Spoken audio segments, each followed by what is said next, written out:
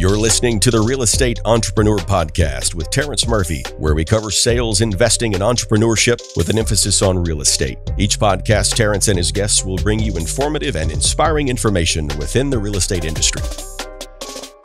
Welcome back to the Real Estate Entrepreneur with Terrence Murphy. I'm Ben Wiggins with Mays Business School and Podcast Architects. Don't fret, Terrence will be back next week to close out season 2.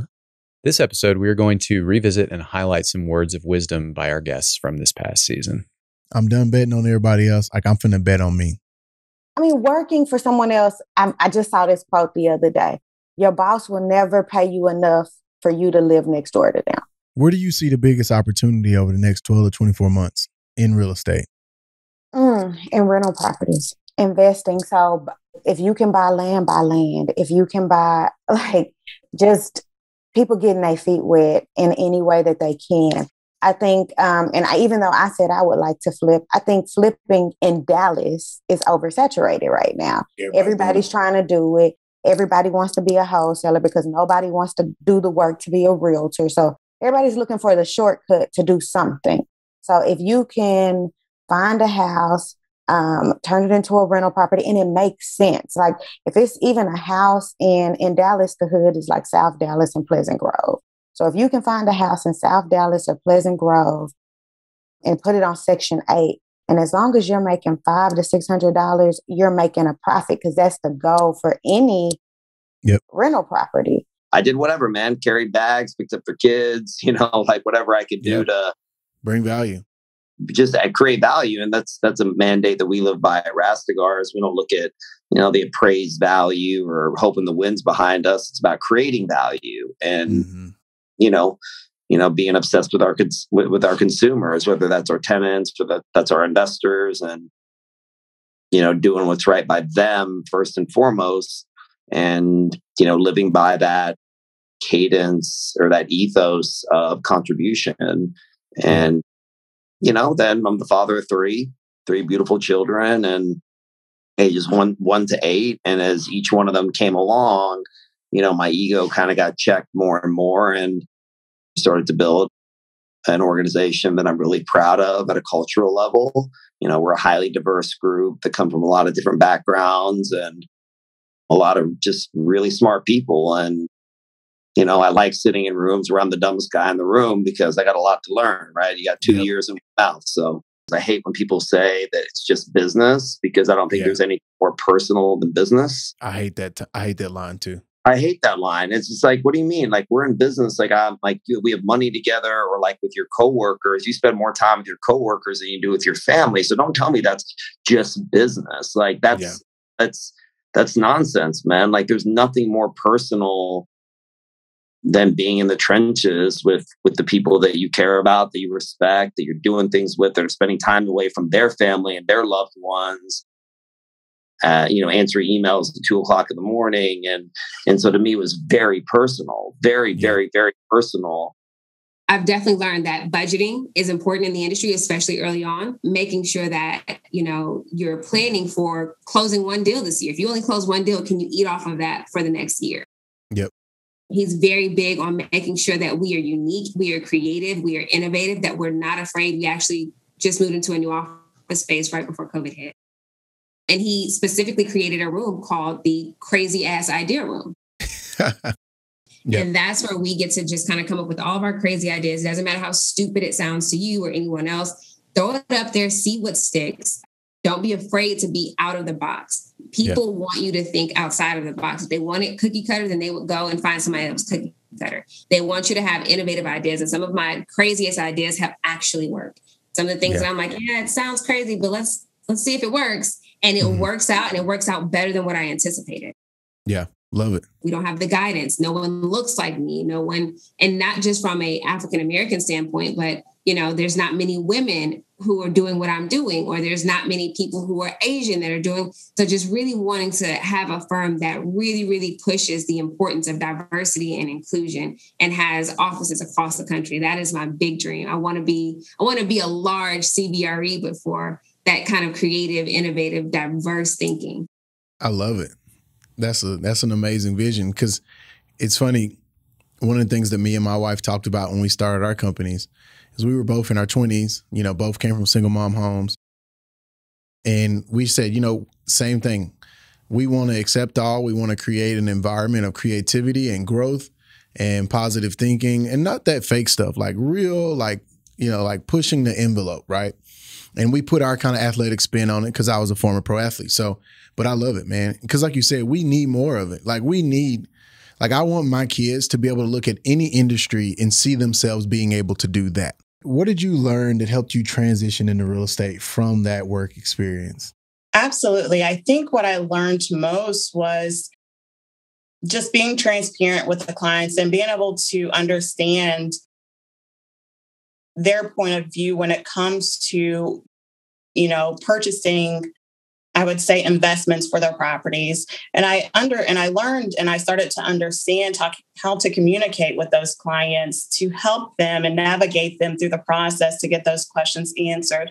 And I think that's what helps me excel within my business is understanding the foundation of providing, the knowledge and the confidence to your clients to make those decisions, to feel confident with making those decisions. So we can look into those specific areas and what we do. So if we find you a property that may be located in the Ohio area, whether it's Cincinnati or Cleveland, what I will do is provide some background about those specific areas, those neighborhoods, the communities, some initiatives that may be going on. We also look into different zoning and planning for the community. So our clients may actually buy in a property that may not be so desirable for a lot of investors. But when we look into those zoning and planning, they may see within 5 to 10 years, the city may build, a gym or a fitness center or add on some additional businesses within that area. And so a lot of our investors, they are buy and hold investors. So if they buy today and they're able to hold that property for 5 to 10 years and they wait it out until the community is revitalized, then that's where you're going to get the money. So you can either refinance or you can dispose of that property at that time. When you're a leader, you got to really look back and understand who's tied to your harness. Because if you know anything about mountain climbing, and I know nothing, but I do know the concepts, most of the time when you're practicing, you're tied to a rope. And when you tie to harnesses, you usually tie to someone else, right? So someone else is tied at the hip. And there was just a couple concepts that came to mind. And I just thought, if I'm going towards this summit and I'm trying to get to this Mount Everest of a business or of a vision, of impact, of success, whatever is driving you to get there, whatever it is, you got to know who's tied to you and who's on that journey. Because if I'm climbing this mountain and we're now on the mountain, I don't have time to look back and look down to see if you're doing your part. If you're leading that vision and you're carrying people up the mountain, turn around and evaluate who's with you. And if you're someone that's on a journey with someone, be honest with yourself. If you don't believe in the vision in which they're going, get off. Don't waste their time or yours, because you will find your group. You will find your vision to go to a summit. It just may not be that one. At this point in my life, playing football, being in business, these life experiences have shown me I can only go as far as the people around me can assist me and help me get to. When you're not at a certain level and you can put yourself around so many awesome individuals and learn from them, I learned that there's just a huge difference in the software space compared to the real estate space in the ability to put in $1 and get back 50 rather than, in flipping, we're like, okay, I want to at least put in $1 and get back 2, we got to make some sort of money back. It's just a total different ballgame. So for me, REI-SIF was created out of, out of my own need to solve a problem for my own company. I had literally no plans in actually releasing it to the public. All I wanted to do was continue to automate my own company because I was getting tired of my virtual assist, my VAs having to learn how to install Python to run my scripts and all these other things. But it all started at the root data issue. That when you buy data from listsource, you get it from the county, you get it from CoStar, you get it from no matter what website it is, data doesn't come perfect. It comes missing zip codes. It comes just incomplete in general. And that's simply because data at its core, at the very beginning, is finger punched into a keyboard from somebody at a county level or a title company level or something like that. Like what's going to happen? So I think with profit first and predictable revenue and the mindset of process driven, sellable companies, if you can't sell it, it's not a company, in my opinion, then I know that as I'm laying there taking my last breath, as long as I have all the entity structure and trusts and everything else structured properly, my family is going to still be okay. And before, it was different. I was looking at spending everything into my companies. I was literally, the stupidest thing, I was literally spending everything by the end of the year so that I didn't have profit, so I didn't have to pay taxes. The stupidest thing. And I went from reading that to reading profit first and then having a 6-figure tax bill. I'm like, cool. I'm okay with it. Why? Because I took profits all year, right? I preserved my tax money and I paid the taxes. And now I reinvest that into, commercial deals. And sooner or later, after those investments, that tax bill will go away and it'll continue to go lateral. So that's my big one. You have to have a team of professionals when you are buying your first home. So you want to ensure that you are working with a mortgage lender that has a track record, someone that, maybe by referral. Referral is really the best way to choose a mortgage lender, your realtor, your attorney by referral, because now, from someone that's actually utilized this person. So that's really my advice. That's number one. Also, just the kind of mindset part of it all. It is stressful when you are purchasing a home because, you're finally now moving kind of like overnight from a renter's mindset to a homeowner's mindset. And those two mindsets are very kind of different. In this space, I feel like I'm changing or helping change the trajectory of people's lives just by, speaking to, what they're doing in terms of, real estate. I'm helping them understand that you don't have to rent forever. You actually do qualify for a mortgage and, don't be like me. I even rented for a very long time before I decided to actually purchase a home. And I was in the real estate space.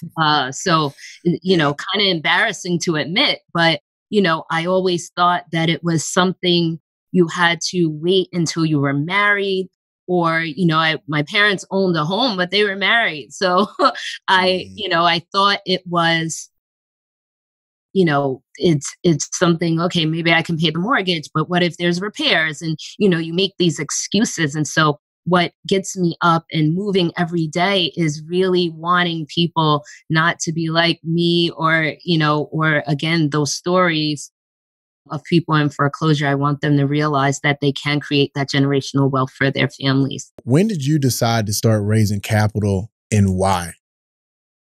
I'll tell you what, man. So the second deal I did was 36 units. I learned through that obviously I didn't make the mistakes that I made on the first deal. I actually did really well in the second deal. And I learned that, man, there's definitely something to be said about scale. And that was larger scale than my first deal. But after that, what I started to do is I started to recognize that bigger deals, not only you could put a team on the field, right? And you can, because whether you have 36 units, whether you have 8, whether you have 136, 236, these properties require constant attention, right? So the first thing I did was I started to invest passively. I started to invest passively in larger deals to understand the mechanics, to understand the reality of the operation and to really get an inside look. And so, I built relationships with folks across the country. And again, we're talking about players, right? We're talking about players, people who are doing deals. So I want to talk about mindset. Where do you tie that in as a real estate entrepreneur? And why is that so important for you and the success and the things that you're doing? My mindset continues to be an extremely and almost maybe the most important component of my success. And my success is not always linear. And most of the time it's not linear, right? But it's always the belief and the understanding that I will continue to learn. And sometimes learning is even more valuable than money, right? Learning can compound in ways that I could have never appreciated or understood. And so for me, it's about understanding, that I can actually be conscious and develop my beliefs. I can be conscious and develop an empowering mindset that allows me to take action. So if you study the people that are the most successful in the industry, you find some interesting things like they understand people better. So it's not about you. I think new agents, sometimes they focus too much on themselves. How am I going to sell to this person? Instead of understanding people and personality types that people want to be sold to differently. And sometimes that's an ego check. And it takes a while to really realize that it's not about you. People don't actually care about you or your awards. Again, what's in it for me? How are you going to talk to somebody, based on their personality type? Some people are data driven and analytical. They want to see the numbers. Other people want the bottom line, right? Some people are slow to trust. You got to ease into it, So I think for me, it took me, I think I'm pretty perceptive, but I think it took me a while to really understand people and personality types. I think that was the most important lesson I learned early on. And also that, not all agents were successful. And there was a big gap between the ones that did it and the ones that didn't. They were asking her, what do you see as the biggest difference between the $1 million GCI agent and the $40,000 a year agent? What's the biggest differentiator you see between the really successful agent and the not so successful agent? And she said it wasn't education, it wasn't background, it wasn't any of those things. What it was they were able to handle the no's better. Wow. They just moved on. And I thought that was really profound. The people that have been successful in sales and entrepreneurship, they can power through those no's. The ones that where the no's kind of sting a lot. It takes them a while to kind of get up. They get gun shy, right? They don't want to pick up the phone. They don't want to make those sales calls. So especially if you're generating leads online in a database, you got to be able to move through those no's. Darren Hardy talks about it all the time, right? Just powering through them and getting to that yes. Appreciate the no's because you're getting closer to that yes. Send the leads to the agents that are converting those types of leads. And I mean, I've seen it. I see it even just here on my wife's team. Some agents have this perception that Zillow leads are great, and some agents hate them. Some agents have the perception that Op City leads are great, and some agents don't, right? So give them the leads that they can convert, because they, in their mind, they're better leads. So for that agent, they actually are better leads because they actually follow up with them. We're not even competing against each other in real estate anymore. We're competing against other industries. So now I can just stay at home and click a button at Amazon and have soap show up at my front door. Or I can just order my food and pull up and they bring it out to me. Everything is automated and everything, it makes it a lot faster and more efficient. That's what we're competing with in the real estate industry. And like you said, if we don't innovate, we got to leverage through technology and team and processes. You're not going to make it. Wealth is created through concentration, but it's preserved through diversification, right? Wow. And what I mean by that, you look at the richest people in the world, Bezos, right? Elon Musk, Zuckerberg, the lion's share of their wealth is tied up in what? The company that they built, right? I think a lot of times people think that retirement is predicated upon age or financial independence is predicated upon age. No, it's predicated upon your assets being able to cover your lifestyle. And that can happen, a lot sooner than age 65, right? And you're probably going to show up even more fulfilled at work or for your business when you know that I can truly do this in a way that I care about and because I'm not worried about the check. So you have to be competitive in the marketplace and offer up return profiles that are going to make it compelling for people who want to invest in your deal as opposed to a different. It's that simple. And it's supply and demand. Adam Smith's invisible hand in the marketplace right there. Correct. So what we have found is you have to have a certain threshold to the deals. 8% cash on cash is like the bare minimum in the marketplace right now. Because perception is reality. She's creating video content about the market and about real estate, and about the community. So people assume that she is doing business. She just texted me. She's like, Krista, on my phone, I can even show you. She's like, I just made 6 figures in 4 months. And she said, it's all because of what you taught me. That's now, awesome. mind you, she was a newer agent, right? But she stuck to it. It took her about 9 months before she started seeing traction. Now she just made 6 figures in 4 months, right? And she sent me that message on Facebook. She goes, I heard you talk about me on your podcast. And she goes, I was laughing my butt off. She goes, I wanted to let you know just how good I'm doing. I just hit 6 figures. And I was like, yay. Doesn't matter if you're brand new. You can talk about real estate, talk about the community, right? Interview your broker. Hey, what are the biggest 3 worst things you've ever had happen in real estate? What's the 3 biggest mistakes sellers make? What's the 3 biggest mistakes buyers make? Go do a video on it. Mm-hmm. It's anybody can do that. You can be brand new, never sold a house before, but perception is reality. If people see you talking about real estate, talking about your community, going on to your certain subdivisions, like I could tell you how to dominate a subdivision, and like right now, you're not going to say, want to dominate a subdivision within 6 months? I'll tell you exactly what to do, right? Yep. Brand new agent.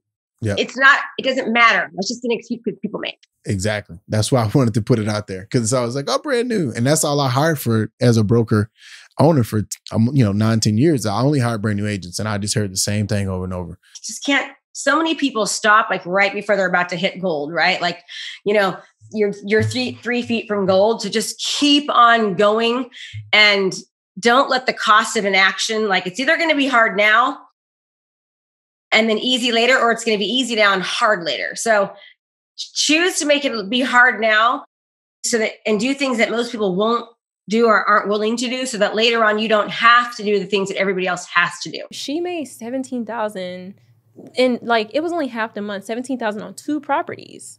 Per year? Oh no, per month. 17,000 cash flow? 17,000. 17,000? Yeah.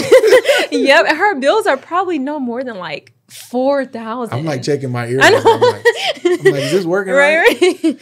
Yeah. So she's making 17 grand a month. Yeah. But like the point I was trying to make with that is that for us, we realize it depends on the market. The Houston market is such a metro city versus like Virginia Beach. It's like a military city. Then it's also a beach city. So it was kind of like there were people there year round. They were willing to pay a little more because there's the beach. But in Houston, although there's a lot of stuff, there's also a lot of real estate, which means there are more properties. So you have more competition. Yeah. So the prices are naturally going to be lower than in a city like Virginia Beach, where it's a little smaller.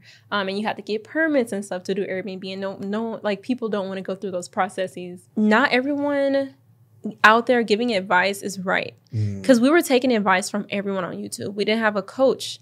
And the thing is, I have so many people coming to me all the time saying, hey, Kierra, I'm about to get evicted. They found out I'm doing Airbnb. I'm like, well, I told you to, get a corporate lease. Don't do it in your name. Would you rather, call around and get a bunch of, no's and a couple of yeses, and let them know that you're doing Airbnb, or would you rather get an eviction that's going to be on your breaker for 7 years? Mm-hmm. But I just wish I'd known how to like find the right information on the internet. But I think the internet makes it easy now to do that. Yeah. Partnering with the right person or being associated with the right person, it gives you immediate credibility. So like obviously here in College Station, when people were joining TM5, and at that time I'd been #1 agent or top 5 every year for 10 years. When you walk up to someone's door and you have the TM5 brand on, it gives you immediate credibility, whether you've done a deal or not. And I used to actually coach my agents on that, because you get these new agents and like, well, I haven't sold anything. But yeah, TM5 has done $1 billion in sales. Use that, So no, I love that, man. I love that strategy. And that's a great hack for y'all out there listening. Find a mentor, associate yourself with the right team or group who has the track record, and then use that until you build your own track record. I would say the biggest thing that really changed my entire life, and something that I always go by that's consistently paid off for me, is always surround yourself with the people that have what you want. Always surround yourself with the people that have what you want. That if you want to have, 10,000 units, if you want to have 50,000 units, if you want to build, a hedge fund, always surround yourself with people that have it, and understand that the people that have it are the ones who could actually tell you how to get it. To me, it's a unique experience. And this is why I want my sons to play at least one season or whatever in a team sport, where you are fighting against the person next to you for the spot, for the time, for the whatever. But when game day comes, you got to work towards the same common goal. And I think that in terms of adults that I've seen in my last industry, in education and managing people and managing adults in there, and then managing adults and watching adults here in this space, there's the common thread to me is those who have played sports or team sports or been held accountable in different ways in that facet of life in sports tend to navigate, I'm trying to choose my words wisely here, tend to navigate like conflict and things within the organization, because real estate's is its own little thing where we have a bunch of 1099 employees who they're their own business. Like we don't tell them what to do in a lot of ways. Whatever other people are saying or what they're thinking, it doesn't matter. Like, just keep running your race. I run my race. And actually, I texted that to Ann yesterday. She was talking about something. She said, "Oh, did you hear about something?" I was like, "Nah, we're running our race. I'm gonna run my race. Like I don't run anybody else's race. I only worry about me, man, and what we're doing and our people. Obviously, I keep up with what's going on out there, but at the end of the day, I just worry about my own chicken." Yeah. Like Sean said, Marshawn said, we got to take care of our own chicken, take care of your mentals. But what's interesting is the technology is what we think has changed. We act like having DocuSign and electronic notary changed the game. No, that changed the timeframes and that changed some of the efficiencies. What hasn't changed is that real estate is a relationship business, a communication business, and it's built on your ability to ask great questions and to listen to what the other person says carefully so that you can provide options, because every buyer and seller is different. Every house is different. And that's where you really start to learn as you go. And so your niche appears a couple years later. I do think for the first couple of years, you work with a lot of different things under the eyes of your mentor or broker so that you can figure out where your passion actually lies. But when you find it, man, go all in and enjoy it. And then most importantly, refer out the stuff that you don't know and that you don't really love. You can be somebody who hears and you can be somebody who does. And I'll tell you a quote that I came out of my devotion a few weeks ago that I was reading, and I would give credit if I could remember where I saw it, but I can't. So one day I'll find it. But the author said, "A dream without action is nothing. But then again, action without a vision, without a dream is a nightmare." And It was so true, because sometimes we take action and nothing happens because we don't know what the end goal is, which is why you want the mentor, because that gives you the idea of how to create the goal so that you're not just spinning your wheels. But then you're not going to be able to achieve all those things if you're not learning the steps in the first place. So you've got to connect all those dots. And be honest, real estate's not hard, but real estate's hard work. Thank you all for listening. And don't forget to hit those like and subscribe buttons and leave us a comment to let us know what you liked or what we can improve. See you soon.